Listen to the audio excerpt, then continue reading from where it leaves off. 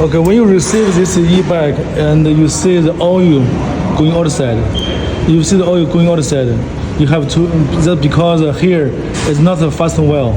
You have to fasten. Okay, let me show you. You see, you have to use a right tool and to fasten it. You can fasten a few seconds until you cannot move it. Do not fasten too much. If it's too much, it will damage the bolt. Okay. So this one, yeah, upside down, and then you clean the oil.